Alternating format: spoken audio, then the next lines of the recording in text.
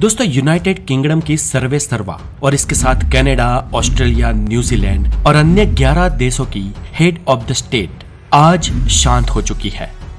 लेकिन दोस्तों उनका रुतबा, उनका कद, उनकी शख्सियत और उनके कुछ राज जो वैसे तो आम दुनिया नहीं जानती थी, लेकिन उनके ये राज कुछ रिपोर्टर्स द्वारा ही बाहर आए हैं। ये सारी जानकारी as a family of the knowledge आप सबके लिए जानना बहुत जरूरी है।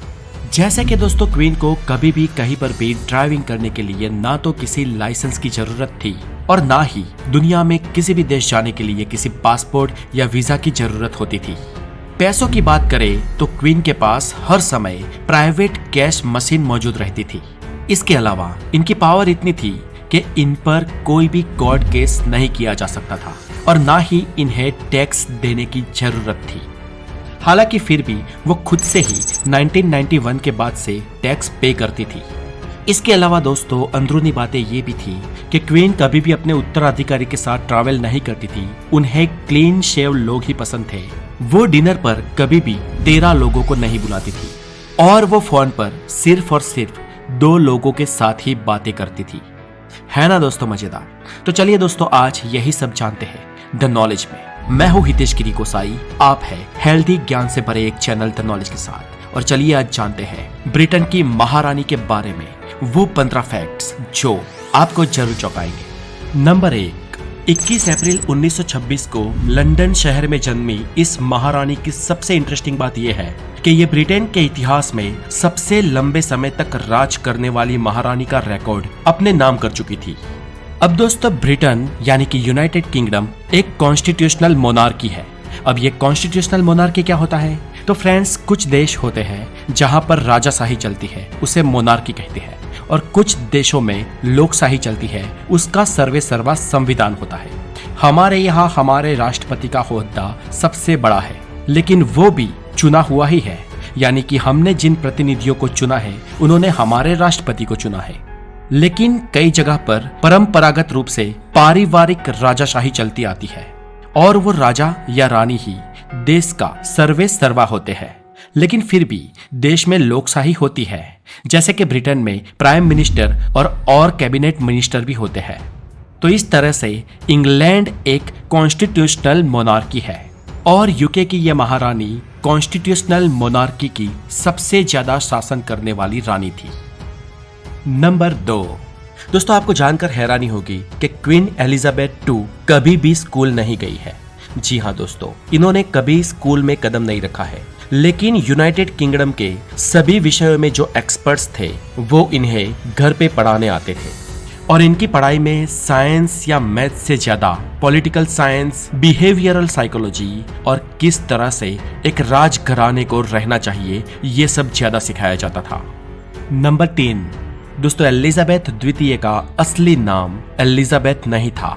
दरअसल एलिजाबेथ उनकी माँ का नाम था और इस महारानी का असली नाम था अलेक्जेंड्रा मैरी विंडसर और उनका बचपन का एक और नाम भी था लिलीबेथ। लेकिन अपने पिता के गुजरने के बाद जब उनके सामने महारानी बनने का प्रस्ताव आया तब उन्हें पूछा गया कि आप किस नाम से रानी बनना चाहती है, तो उन्होंने जवाब दिया कि वो अपनी माता के नाम से रानी बनना चाहती है। उनकी माता का नाम एलिजाबेथ था, जिन्हें द ग्रेट क्वीन मदर भी कहते थे, और एलिजाबेथ ने अपना नाम एलिजाबेथ द्वितीय यानी कि एलिजाबेथ II रखा। नंबर 4, क्वीन एलिजाबेथ अपने खून के सिवा कहीं पर भी ट्रैवल नहीं करती थी। दोस्तों queen Elizabeth II British history में सबसे ज्यादा ट्रैवल करने वाली मोनार्क थी और वो दुनिया में कहीं पर भी जाए अपने साथ खुद के खून के पैक जरूर रखती थी और ये वो किसी भी तरह की इमरजेंसी से जूझने के लिए करती थी ताकि कभी भी जरूरत पड़ने पर उन्हें बचा लिया जाए। इसके अलावा उनके साथ जाने वाले लोगों में डॉक्टर और डॉक्टर के साथ कुछ मेडिसिन और इम्पोर्टेंट मेडिकल सामान भी रहता था। नंबर 5, क्वीन एलिजाबेथ को दाढ़ी मूछें पसंद नहीं थी। जी दोस्तों, ये फैक्ट आपको थोड़ा वियर्ड जरूर लग सकता है। क्वीन एलिजाबेथ द्वितीय को आमतौर पर दाढ़ी मूछें वाले लोग पसंद नहीं थे। मतलब ऐसे कुछ नौकरियों में होता है ना कि आपको क्लीन शेव करके ही आना है, ऐसा वो भी मानती थी कि लोगों को क्लीन शेव रहना चाहिए और इसीलिए आप उनके आसपास के लोग जब फोटोज में देखेंगे तो उनको आप क्लीन शेव्ड ही पाएंगे। पर उनके नजदीकी लोगों में एक एक्सेप्शन था, जो थे उनके ग्रैंडसन प्रिंस हैरी।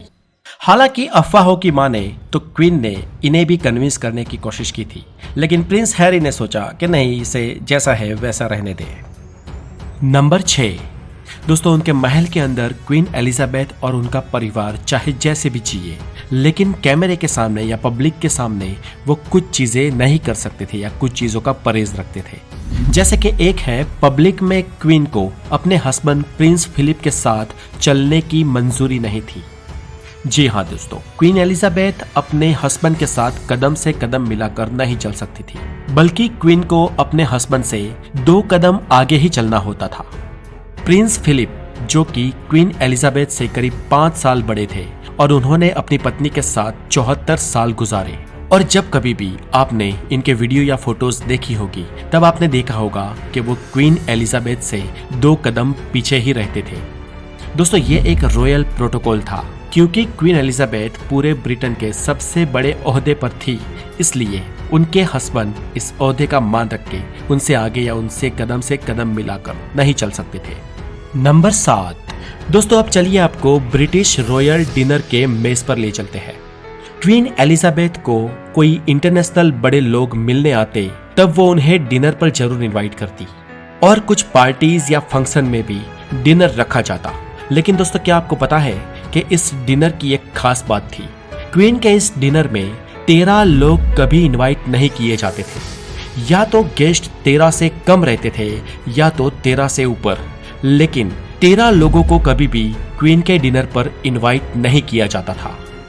दोस्तों, इतिहास में कई बार ऐसा भी हो चुका है जब नंबर ऑफ गेस्ट कभी कभी 13 हो जाते थे, तो उस समय पर या किसी गेस्ट को ऐड कर दिया जाता था या किसी गेस्ट को कैंसिल कर दिया जाता था, लेकिन 13 गेस्ट कभी नहीं बुलाए जाते थे। दोस्तों, इस बात पर कई लोगों का यह कहना था कि शायद 13 नंबर क्वीन का अनलकी नंबर था, लेकिन क्वीन के हस्बैंड फिलिप ने इस बात को एक बार उजागर करके उस पर प्रकाश डाला था और कहा था कि क्वीन असल में सुपरस्टिशियस नहीं है, लेकिन गेस्ट में से कोई हो सकता है। अब ये क्या बात हुई वो तो वो ही जाने। नंबर 8। दोस्तों, क्वीन इंग्लैंड में और कई सारे देशों में भी एक सेलिब्रिटी की बात मानी जाती थी, और जब कोई सेलिब्रिटी पब्लिक में जाता है तो कई बार लोग उनका ऑटोग्राफ मांगते हैं, लेकिन क्वीन को, या ना सिर्फ क्वीन को लेकिन रॉयल फैमिली में से किसी को भी अपना ऑटोग्राफ देने की परमिशन नहीं थी। दोस्तों, ये रूल इसलिए बनाया गया था ताकि कोई भी व्यक्ति रॉयल फैमिली में से किसी के भी जारी दस्तखत न कर पाए।